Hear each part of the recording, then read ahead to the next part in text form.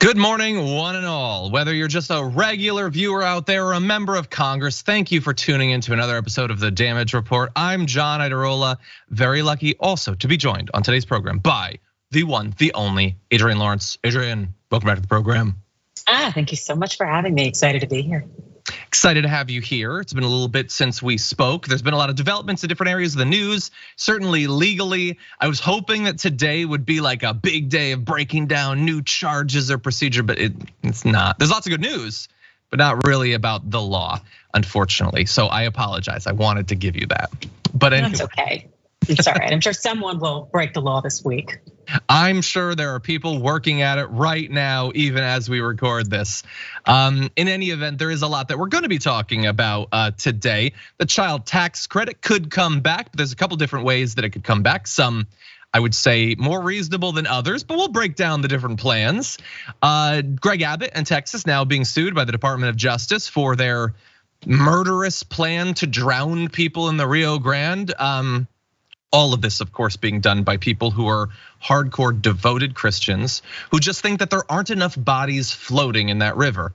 So we're gonna be talking about that. New conspiracy following the tragic death of Tafari Campbell, chef of former President Barack Obama. You're not allowed, by the way, to die or to even get sick in the modern era without it immediately producing conspiracy theories. So that's a lot of fun. And Peter Navarro just openly advocating for a partisan civil war. So that's cool, and that's just in the first hour. In the aftermath, we're gonna be talking with a representative of MoveOn.org about their banned bookmobile, very exciting project, and AI coming for news anchors' jobs. We're gonna evaluate how good they are at it at the current date. And way ahead of all that, please hit the like button, share the stream if you're on a platform where you can do that so people can join up, talk along with us. We're gonna be responding to your comments during the social breaks. We might even be giving away a $100 Blue Apron gift card if, God help me, I can remember to do it. Send in comments telling me to do it. I need the boost. But anyway, with all that said, Adrienne, you ready to do this thing? I am. Let's do it. We will. And I know people are wondering if we're gonna talk about this. Come on, who am I? Hey, Marjorie Greene, glad that you're tuning into the show. I have been very critical of you in the past, implying, admittedly based on what you've said and done, that you don't seem like a particularly curious person. You don't seem like a lifelong learner. You seem to be very confident in your ignorance about a number of different topics, and yet you are tuning into this program, which shows a willingness, albeit potentially just briefly, to expose yourself to other perspectives and perhaps learn something. Now, how do I know that the representative is watching? Well, she tweeted about us yesterday and did a little review. Generally, I prefer these reviews to come in the form of like iTunes or something like that, but I'll take it. I'll take it in a tweet. Sorry, an X. Anyway, she X'd this. I just watched The Damage Report for the first time. Maybe for the first time. We can't confirm or deny that.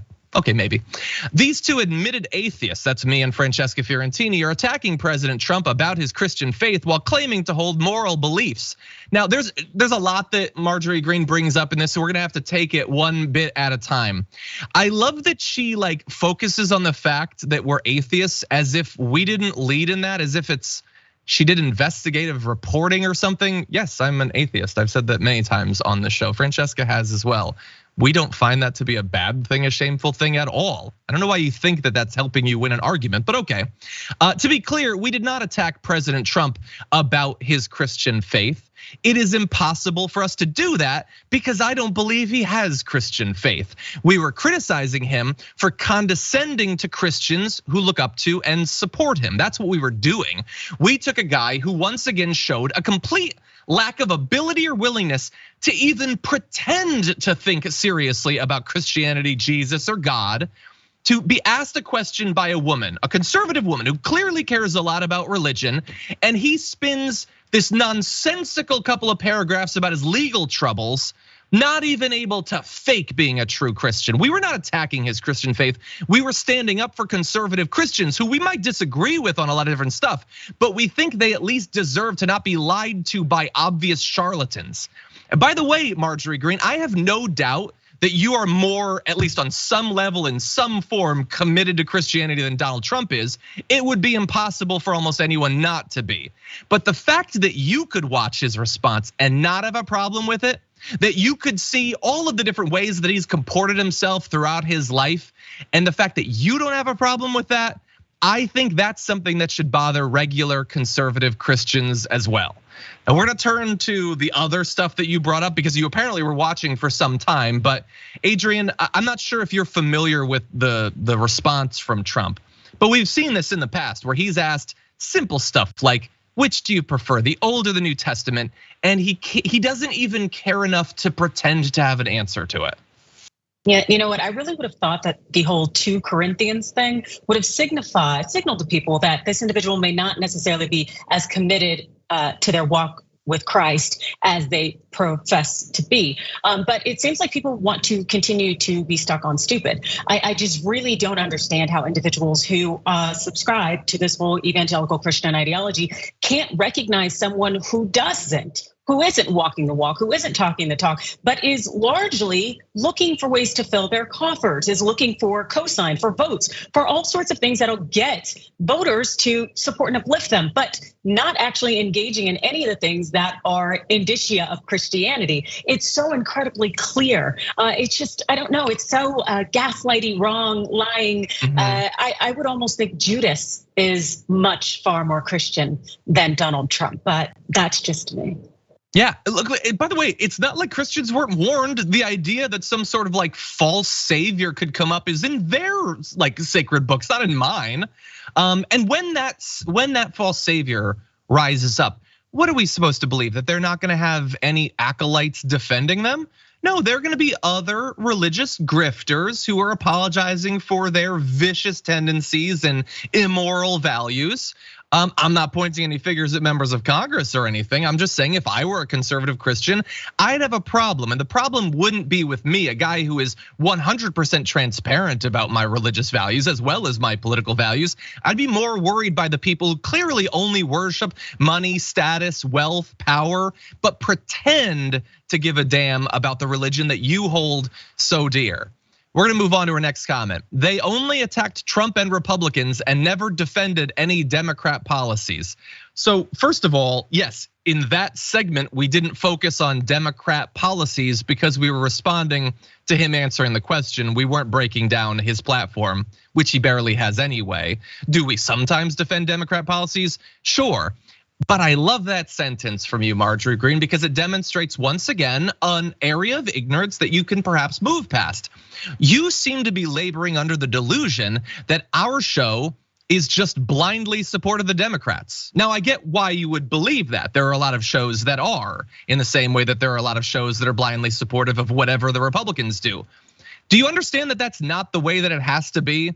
That we can actually take a look at what people do, the promises they make, where they make good in it, where they fall short, evaluate the actual policies and what effect they're likely to have later on, what effect they have actually had, and then decide on a case-by-case basis whether we support something. Do you get that in principle, that's the way that it could work? I do sometimes support the Democrats, but not all the time. You probably think that I love Joe Biden or whatever. Do you get that I don't?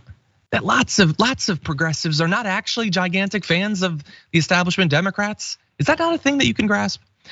Anyway, she goes on to say, because again, she was watching for a while. Oh, by the way, up until this point, it's entirely possible that Marjorie Greene was watching like a clip that someone shared her, the clip of us responding to Trump, or later on the clip of us responding to a poll showing that many Trump supporters hold very interesting views on racism in America, specifically saying that they think that racism against white people is a bigger problem than racism against black people. And by the way, Marge, you're gonna eventually get to that. We'll return to that, but she also says, but they complained about summer heat. Too bad they can't understand that the Earth's climate has been changing since God created the Earth. Yeah, we only talked about that during the initial intro to the show. It wasn't in any of the clips. So just to be clear, she was watching the full show. Also, the fact that they can't understand that the Earth's climate has been changing since God created the Earth. First of all, yes, I understand that climate and weather change all of the time. Do you understand that generally it doesn't change on this scale, in this direction, in less than 1 century? Look, this is really where, when I point out her ignorance, so when I talk about her perceived, I think, failings as a Christian, humility is a value of Christianity. If you're Marjorie Greene, how the hell can you think that you, with your complete lack of interest in any of this, she's never done the work, she's never run studies, she's never read books, she's never read papers, she's never talked to climate scientists, that you can take all of the life's work that these people do, the conferences they run, the long-term research, all of that, and you just say, well, it's always changing, and that's even, that balances out. Where is the humility in that? The belief that you've nailed it, that you didn't have to do any work, you didn't have to be creative, you didn't have to challenge yourself. You just were born into this world with an equal level of knowledge about the fate of our climate. A little bit of humility would be my suggestion. Again, I'm an atheist, you don't have to listen to me, but that would be my suggestion. Adrienne, sorry, obviously I have a lot to say about this. What do you think? Oh, I think that's a great suggestion as far as I'm concerned. The thing is that individuals like Marjorie Taylor Greene, they're the types where if a cannibal used a fork and knife, they'd call it progress. It's just a complete and total misrepresentation of actual facts. It's a very vapid take because they think that they're scoring points when really they are pandering to individuals, misleading them, especially when it's the voting populace or individuals who rely on their representatives for guidance and for knowledge and truth. And it's so incredibly disingenuous and dangerous, especially now when we talk about things like heat, climate change, we talk about COVID-19, we talk about vaccines, we talk about things that'll impact people's life or death status in this world. And you have individuals like Marjorie Taylor Greene just out here saying whatever makes them feel like they can pat themselves on the back. I will say that whole comment about you not addressing the Democrat stuff, but criticizing Republican, conservative, it's clear that she's thinking of this whole politics thing as a team sport. Definitely. That you either have to be for one or the other. That ain't how it works. Again, these things we call politics, they impact people's life or death. We can't afford to play teams. It's disingenuous and it's dangerous. 100%. Yeah, and we do defend some Democrat policies. We also viciously criticize other Democrat policies. We even sometimes give credit to Democrat or Republicans for doing the right thing. Josh Hawley supporting the bill to ban stock trading. We gave him credit for that last week. In that week-long tear of the Supreme Court, mostly doing terrible harm to a lot of different groups, we gave them credit for not supporting the racist voting map of, I believe it was Alabama in that particular case. We give credit where credit is due. Also, when I do it, I almost invariably say there's no reason to do this nuance. No one will ever give you credit for it, but we believe in doing reality-based discussion of the news. I apologize, Marjorie, if that doesn't fit into the slots in your brain, that everything is just supposed to be a partisan game, where like maybe we win a little bit, then you win a little bit, or in a larger sense, we just bicker back and forth. Nothing fundamentally changes, and thus the people who are already winning in the status quo continue to win. I know that you're perfectly comfortable to allow that to happen. You've been sent to Congress by the richest people in the country to allow that to happen. I'm not playing that game. Anyway, she goes on to say, oh, and if you're a white Trump supporter, they claim you are racists and that you need CRT to understand your whiteness and your racism. No, so Francesca did, I think, say that she is demonstrating why CRT could be useful. Again, it's an area of scholarship, academia that Marjorie Greene does not know literally anything about and doesn't have the single shred of curiosity necessary to challenge herself to see if maybe there is something to it. She's just not gonna do that. She's not a curious person. She does not respond to the fact that what we were saying was, again, in polls, Trump supporters, self-identified Republicans, were more likely to consider racism against white people a serious problem than racism against black people in modern America. That is, I can't swear, that's bananas. I'll say it's bananas to keep it PG. If you believe that, there is something fundamentally wrong with you. Believing that does not by itself mean that you're definitely a racist, but it is obviously a symptom of some truly corrosive views about American society, particularly in the area of race. It says a lot. It demands more research. That's what academics do, Marjorie Greene. That wasn't the only survey they're ever gonna do. But it should bother you that people who like you believe those things more than that people like me might criticize those beliefs. Sorry, Adrienne, I know that you didn't see that poll, but it seems crazy to me. Yeah, no, it definitely is reflective of considerable ignorance. And also it's continuing to just, you see this almost whitewashing of truth and fact to continue to prop up those already in power, whether it's systemic racism or any kind of other kind of oppression or bias that's in place in our society. It's a way of keeping people ignorant, a way of keeping those who are contributing to the problem and benefiting from it in a place of woeful ignorance, to the point where they feel that they are the ones being victimized. It's disgusting. And you have individuals like Marjorie Taylor Greene really pushing that forward because it allows the status quo to remain the status quo. Yeah, no, 100%. Now I want to end. So, and finally she says, there, I watched it, so you don't have to waste your time. Yeah, but what about the potential time they might waste on today's show or tomorrow's show? It looks like you're gonna have to keep doing your little reviews to make sure that they don't expose themselves to actual information. You seem less worried about what I'm saying than that people might hear what I'm saying, Marjorie Greene. Why does that bother you so much? Anyway, finally though, since it looks like she does watch the show, it looks like indeed that she is a member, because as we said, she referenced things that were only in the full show, and she referenced them like 7 hours after the show was done. You can only watch the show live unless you're a member.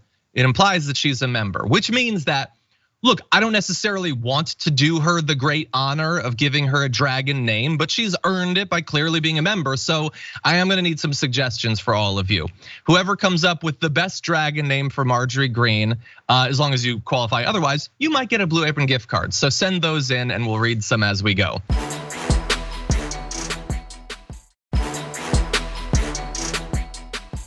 With that said, I want to turn to something slightly more substantive to close out this segment. Let's talk about our B block. The child tax credit might be coming back, but if the Republicans have their way, it's gonna look quite different than it has in the past. I'm talking here about Marco Rubio's Providing for Life Act. He didn't come up with it on his own, but he's sort of leading the charge for it. And here is what it would do. There is some good here, in fact, and other stuff that's totally needless. It would expand the child credit to $4,500 for children under the age of 6 and $3,500 for older kids, but it would only be paid out in one sum during tax time rather than the monthly payments proposed by the Democrats' American Family Act.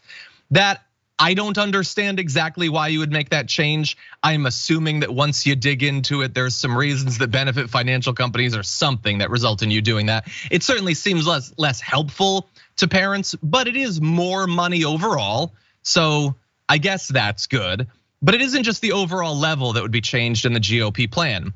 So they don't want it to just be a child tax credit. They want it to be a fetus tax credit.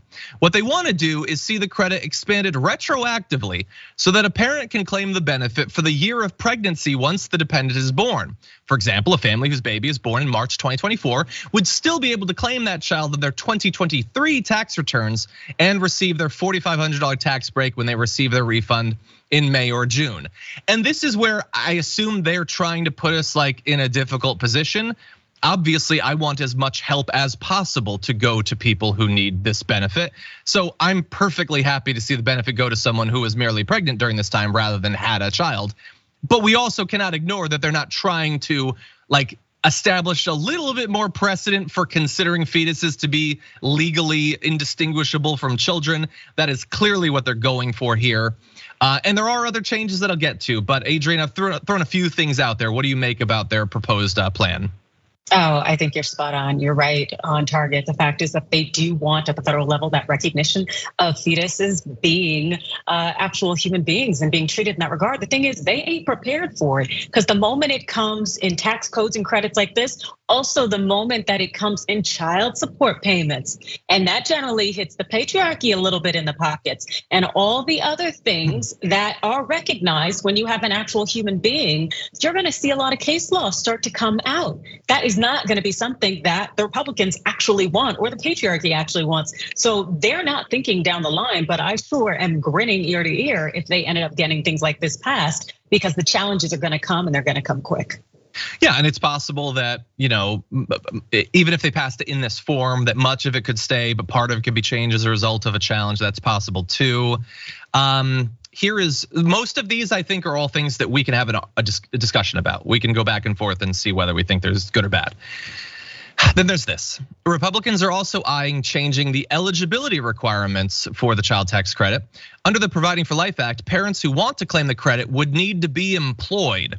Previously, Americans did not need to earn income in order to be eligible for the credit. And look, I think on some level this makes sense, because why would you provide additional financial support to a person who, for a variety of reasons, very often outside of their control, can't hold down or is physically incapable of holding down employment?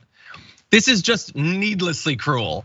Like, this is a massive middle finger to people who are doing what you want them to do. And I'm still talking to Marjorie Greene here. You want them to be pregnant. You want them to have child after child after white child after white child. That's what you want. And yet you're gonna punish them for not doing it while working. Jesus.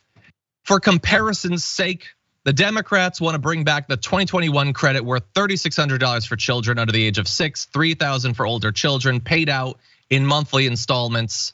And there's a new feature that increases the size of the benefit in the month that the child is born to $2,000, meaning that for that first year, families can receive up to $5,300. That is not in the Senate companion bill. That's just the Democrats' House bill.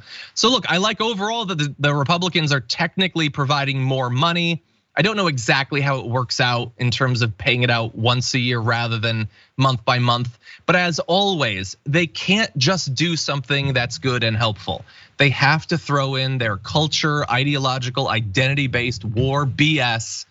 Something hopefully will be passed. And while I've always been supportive of the child tax credit for reasons that I don't fully understand, I'm way more into it right now at this phase in my life than I previously was.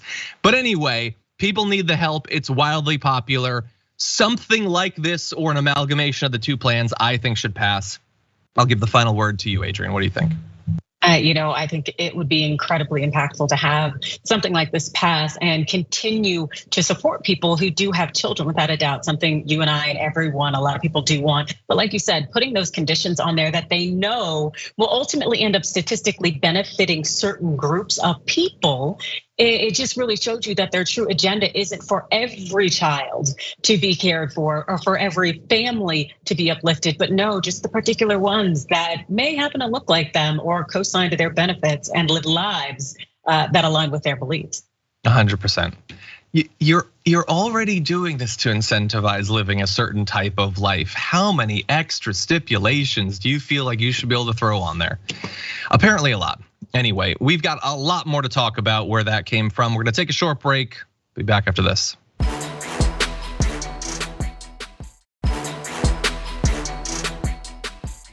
Okay, everybody, we're gonna jump back on the news. If you're just joining us now, please hit the like button. If you don't generally watch the show, maybe you're a new viewer or whatever, Marjorie Greene, we do like it when people hit the like button. It helps algorithmically to make sure that more people, more members of Congress join us on the stream. Anyway, with that said, let's jump into more news.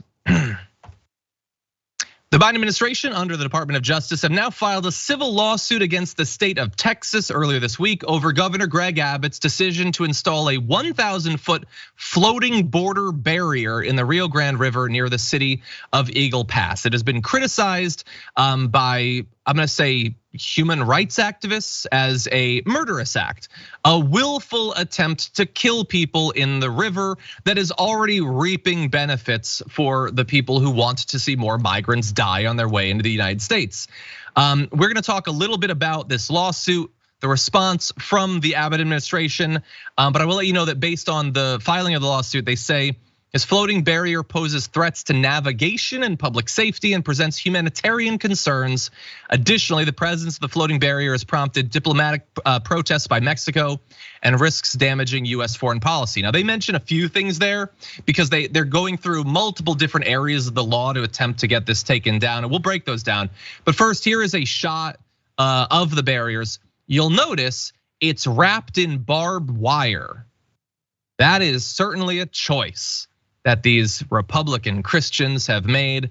What they think is that people are swimming across the river without enough of their skin being torn off. And they've come up with this novel solution to that. They really think that they can do more in the area of skin ripping by installing this barbed wire. So very innovative on the part of Greg Abbott and his administration. We're gonna turn to some more of the legal arguments, but Adrienne, what do you make of this?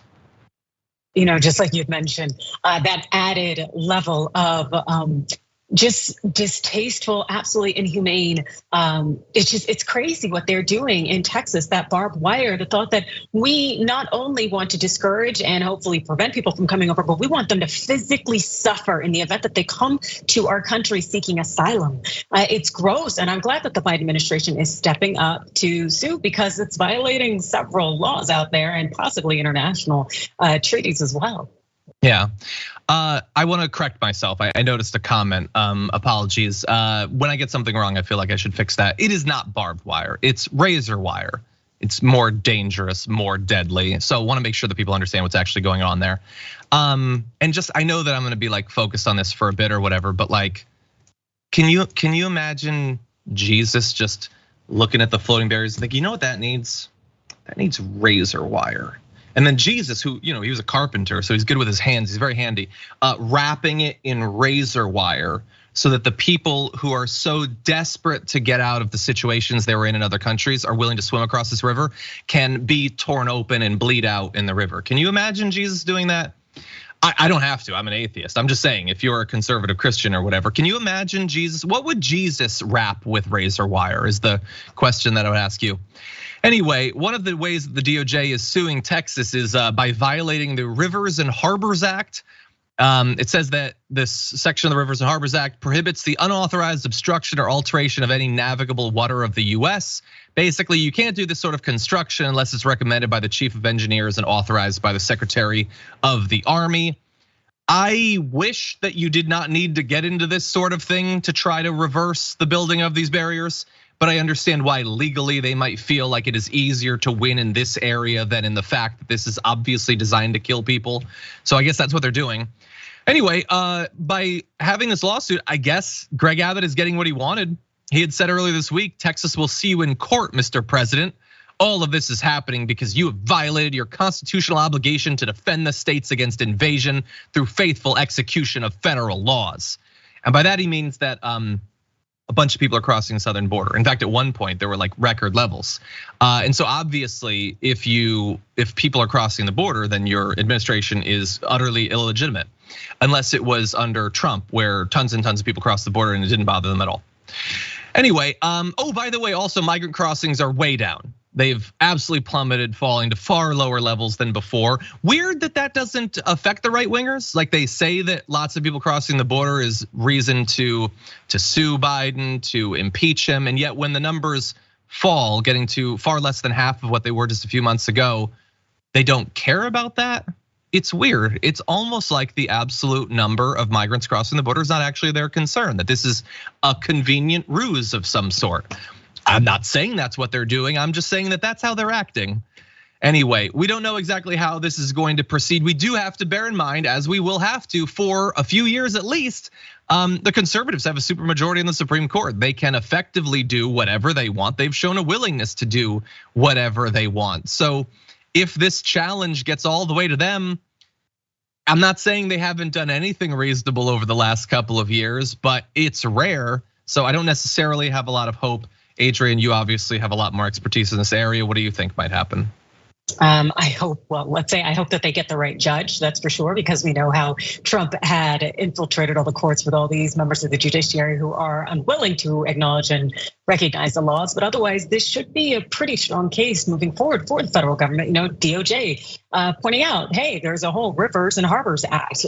Your little Operation Lone Star is running afoul of the Constitution, and we're not just going to trim a little fat off of it. So it just really continues to show you that these right wingers out here, like Greg Abbott, that they do not care about the law. No, they are using circumstances that may not even be in existence right now, as a way to rile up their base, knowing that their base is ill-informed and uninformed.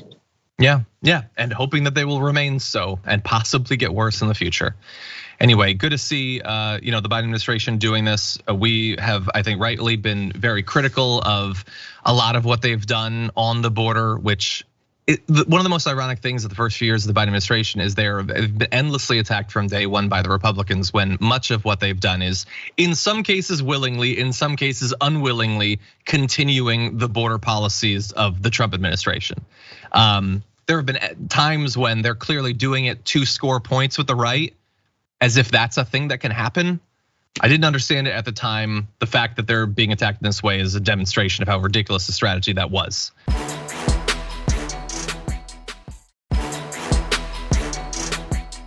The body of a missing paddleboarder was found earlier this week outside of Martha's Vineyard. The deceased turned out to be Tafari Campbell, who we have a photo of, who was a chef of former President Barack Obama. Apparently was visiting Martha's Vineyard when he tragically passed away. He was apparently seen struggling in the water of Great Pond Sunday night before he went under. Massachusetts State Police divers found his body around 10 a.m. Monday using side scan sonar from a boat. His body was recovered about 100 feet from shore in about 8 feet of water. So this is obviously a massive tragedy, to die while on vacation. He's paddleboarding, he's just trying to have fun. And so it's devastating for him, his family, everyone who knows him. It gets a little bit worse in a way that we're gonna describe in a second, but I just wanna pause for a second on the fact that a person's life has been lost. That is going to be immediately set aside by everyone who sees some sort of political benefit to gain from the fact that a person has died. But Adrienne, what do you think? No, you're absolutely right. It's tragic and it's unfortunate. The man was out there engaging in a leisure activity. He's top of his game and contributing to the world, the culinary arts. And for him to lose his life, it just reminds us also of the power of the water and how careful we have to be. But also the fact is that we should not let the loss of Mr. Campbell's life be overshadowed by the conspiracy theories that I know you are going to go into. We're going to. Look, I will say I agree. I don't know when it was that I developed what I guess would be described as a fear of the ocean. I don't know, maybe it comes out of the trip that I took in the Arctic. I spent many weeks in the Arctic on a boat. I don't know, maybe it came from that. But yeah, we don't control it. Like whatever, we have all this technology and all these developments and all this stuff that we've done, all this mastery of the world. That ends like 10 feet off the shore, and then it's a different world. It's basically outer space. It is dangerous. I've come close to drowning before, let alone sharks, which I understand they don't attack as many people think, but it's still scary and it does happen. So anyway, yeah, you have to be constantly vigilant. All he was doing was paddleboarding close to the shore. He wasn't doing anything super risky. He wasn't acting irresponsible. It can just happen. So that said, President Obama, Mrs. Obama released a joint statement. Bear in mind, they have a home on the island, but they weren't there. That would seem to be a relevant fact for what we're gonna talk about. You will quickly find out that it's not. They said Tafari was a beloved part of our family. When we first met him, he was a talented sous chef at the White House, creative and passionate about food and its ability to bring people together. In the years that followed, we got to know him as a warm, fun, extraordinarily kind person who made all of our lives a little better. That's why when we were getting ready to leave the White House, we asked Tafari to stay with us and he generously agreed. He's been part of our lives ever since and our hearts are broken that he's gone. Today, we join everyone who knew and loved Tafari, especially his wife Charisse and their twin boys, Xavier and Savin, in grieving the loss of a truly wonderful man. Sad, again, everyone who knows him is just devastated by something that they could have never expected would happen. And that would seem to be enough for most people. A reminder that we live in a chaotic world that we can attempt to control, but fundamentally will never be able to. It is a wild and chaotic place. But for others, that is not acceptable. It's too scary, they get too much anxiety from that, and thus enters conspiracism. The belief that everything can be explained, must be explained because we are too terrified of the idea that it might not be explained. So the fact that a man, a healthy man, only 45 years old, could die while doing a leisure activity, nope, nope, nope. He was clearly killed by the Obamas. So people like the Hodge twins tweeting, so Obama's personal chef just drowned in a paddleboard accident in a pond. Clinton's personal chef accidentally drowned too. You see, there's a link. Their chef died. Clinton's chef died. Why there would be some sort of plot to bump off chefs, I don't know, and they're not explaining. But there's a thing that's the same, so I guess that explains it. Cat Turd just posts a photo from Chappaquiddick. You see, a politician was involved in the tragic death of another person and water was involved. Thus, if anyone that's linked in any way to a politician dies and water is involved in the future, it's obviously the same thing. This is the sort of incisive commentary and context added to politics that makes Cat Turd, who is a rando, worthy of millions of followers and the daily support of the richest man in the world.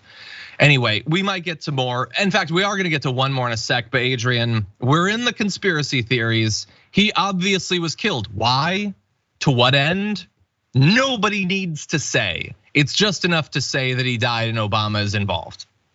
Oh, absolutely, without a doubt. I'm surprised they haven't brought up, Emmy contender, the Bear, and this is some way of making sure that it doesn't get. I just really don't understand people where they're coming from. And the fact is that when you don't have a conspiracy, you just have real life, and being not necessarily fully in control when it comes to something like water, which we've all known to be a very dangerous and powerful thing to begin with, recognizing that maybe no one is necessarily 100% safe in it. It's okay to just respect that fact and go on about your life. Be vigilant and move forward as opposed to playing up these tropes, these theories and conspiracies and thinking that it's a great way to remain or retain some type of stability in your life and have that control.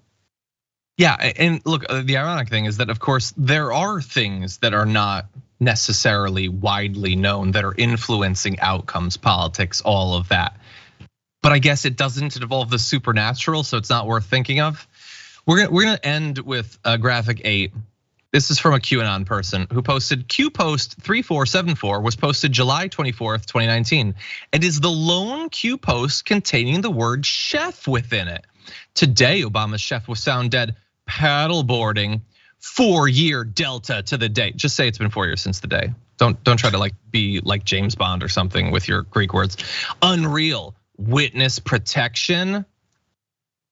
I understand this is not a person capable of rational thought, but what exactly is the theory here? Not that they would kill the chef. That's not enough. It's that it was predicted 4 years before they died. So what exactly happened? How did they know, Q, that they would kill him exactly 4 years later, or what? Did they kill him because finally the stars had aligned and it was time to kill him? Is that why they did it? Oh, also, by the way, he went missing on Sunday. It wasn't the 24th, it was the 23rd. So it's not 4 years delta to the day, but don't let me get in the way between you and your theory. Oh, also, the word chef appeared there because the Twitter account was QAnon pastry chef, which means that everything that they posted had the word chef in it, not one post. That wasn't even a part of the Q drop, you moron. That was the person's online handle. And what's the significance there? I'm not saying that these theories can't be fun, but shouldn't there be at least an attempt at making an actual point? Anyway, with that said, continue sending in your dragon names for Marjorie Greene. We're gonna be reading more during our second break, which starts now.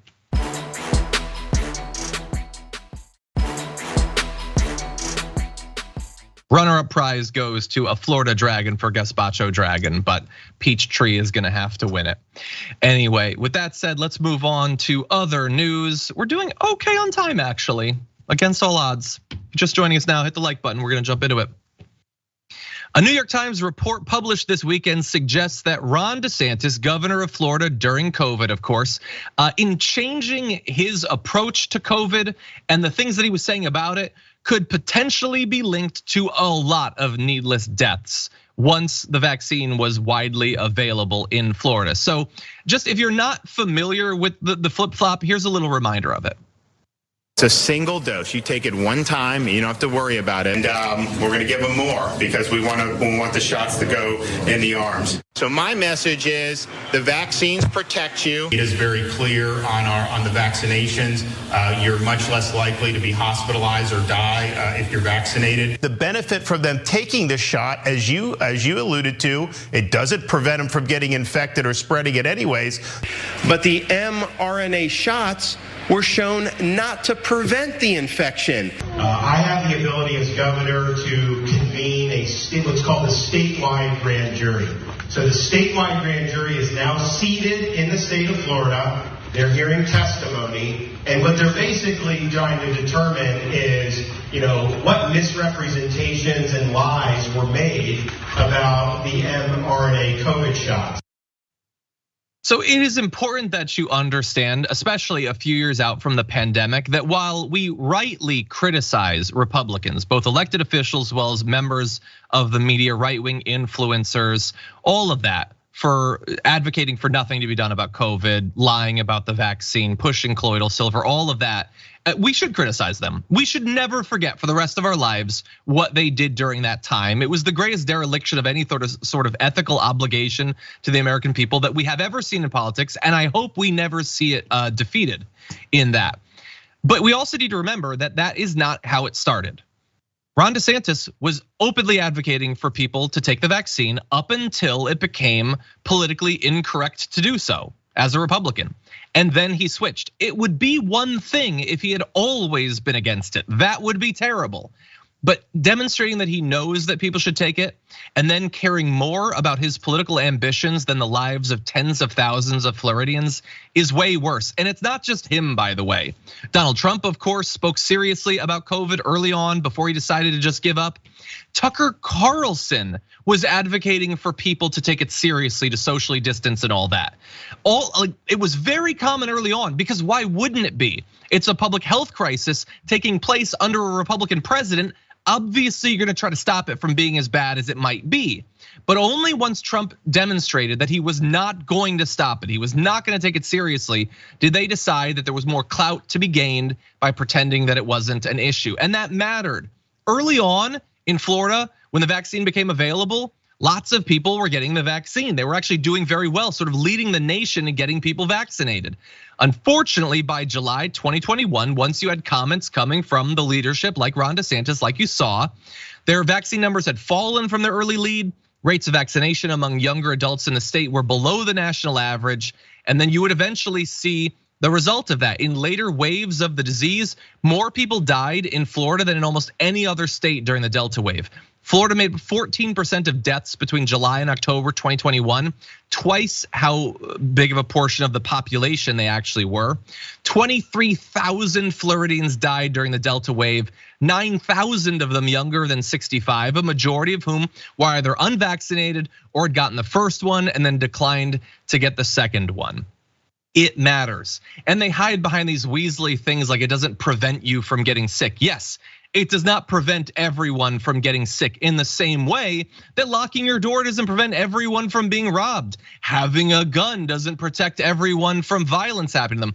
That has never stopped Republicans from trying to limit risk, limit damage and exposure in other areas. But like little snake weasels in this case, they hide behind stuff like that, knowing that people who are vaccinated get sick at lower rates, don't get as sick, and die at far lower rates. That is not controversial, but they lied to their own people for their own political gain. Adrienne, what do you make of all this? Sorry to dredge up the pandemic for you again. No, it's okay. I'm happy to join you to some extent in dredging up the past as far as I'm concerned, because it would seem counterintuitive to advocate for something that would cause your constituents to die, especially if you'd like to get elected maybe on a national level. Because last time I checked, back in 2000, when we're talking Bush v. Gore, the final official Florida count was given to Bush at a victory of like 530 some odd votes. Yeah. So it would tell me that having numbers is important for people to support you, but why DeSantis would think killing people who are his potential constituents would be helpful to him in some way, I just don't get it. But I know, again, it's destructive, it's deadly, and it seems to be very much the Ron DeSantis way. 100%, and it's now locked in. For all time, they either, because they're incapable of learning, or as I speculated in the pre-port today, because they staked a claim on, it's not gonna be that bad, we don't need to get vaccinated. They were proven wrong a million times over, a mountain of needless dead, disproportionately conservative. And you could either learn from that, you can accept the mistake that you made and the damage that it did, or you can just hide from it for the rest of your life, like an utter intellectual coward, coming up with distractions and evasions, making conspiracy theories about LeBron James's son having a heart attack because of the vaccine, hiding behind conspiracism and willful ignorance. That's a different way that you can go, I guess. Unfortunately, you can spread as many conspiracy theories as you want. It's not gonna bring back one of the people who needlessly died. Anyway, with that said, all of the death that we already saw, not enough for them. Many on the right, just desperate to see more people needlessly die. We're gonna have an example of that starting with this. End America's second civil war now before it begins. Roughly half of Republicans and over a third of Democrats believe America is on the brink of civil war. If such an unthinkable war breaks out, it will be the Democrats' fault. In their quest for power, radical elements within the Democrat Party have abandoned any pretense of fairness, tolerance, and justice. That is Peter Navarro, former White House Director of Trade, who is doing what you do as a right-winger in the media. You talk in totally neutral terms about a civil war. Meghan McCain did this once on The View. Like, it might happen, it might happen. And then you add on, if it happens, and if it happens, it will happen with right-wingers committing acts of terror. Let's be clear, it's not an actual war. It's deranged right-wingers with assault rifles gunning down as many people as possible. Arguably, it's already begun because we see that on a daily basis. And when it happens, it'll be the Democrats' fault. Why? Because we don't like their policies. So we're justified in murdering them in mass numbers. That is a former White House official, an economic advisor, who is now openly pre-apologizing for partisan violence on a mass scale. Adrienne, what do you think? I think this is very much aligned with their ideologies. It's the thought that you made me do it. I had no other choice. It's like, how much more twisted can you be? And also the quickness to run to violence when you don't like something. You would like to think that we are some kind of evolved society in some way, but no, we're just gonna come back to fisticuffs. We're just gonna come back to tearing people apart and having a civil war against each other. It just continues to show everyone that the mentality here is violence if it doesn't go my way. Yeah, 100%. So, okay, so this is the game that we're playing. Okay, so if you guys get in power, let's see, you guys hand trillions of dollars away to the wealthiest people in America. You destroyed bodily autonomy. You're trying to utterly wipe out the trans community. So we've now listed terrible, unacceptable things that you've done. So I guess if lefties start committing acts of mass violence, I guess by your logic, we were forced to do it. And in fact, it's your fault. You're the one guilty for your own deaths. Is that the game that we want to play as a country? That we both make up childish, immature, illogical pretexts for political terrorism? I don't want to live in that country. I don't want that to be the way that this is run. I would say that's the Kyle Rittenhouse rationale. That's 100%. Exactly what it is. You made me do it. You made me do it. Okay, well, we have a little bit more from him. Let's see if maybe he'll nuance it. We'll see. Back this anti-democratic truck up before it runs over you. Do you not understand that the longer you engage in your assaults on American families and values, the more likely a new civil war becomes? And do you not understand that the perverse precedents you are creating through your weaponized bureaucracies and woke attacks will come back to haunt you as soon as Republicans take back Trump's America from your cold, woke hands? Okay, so that is just a threat to murder. That's it. That's, you guys gave Dylan Mulvaney Bud Lights, so we are going to kill you. If you don't stop doing these things that you were elected to do, because of course you got millions more votes than we did, and on these policies, when you poll the American people, they support you and not us. If you continue doing those things, we're gonna kill you. We are going to back a truck over you. You're gonna have cold, dead hands. That is just a threat to mass political violence. That's all that is. And I'm tempted to say that like that's supposed to come from a weird rando rather than a former White House official. But of course, in the modern era, those two things go hand in hand. He is both a former White House official and now a weirdo rando guy online standing in front of a low-res picture of the Constitution or whatever. we're not going to get away from this no matter what happens, but God help us if Donald Trump does get into power and once again embolden these people and hand them actual political power. Unfortunately, that is all the time we have for the first hour of the show. We do have more coming in the aftermath, not only an awesome interview, but also more news, so don't go anywhere. Adrienne and I will be back after this.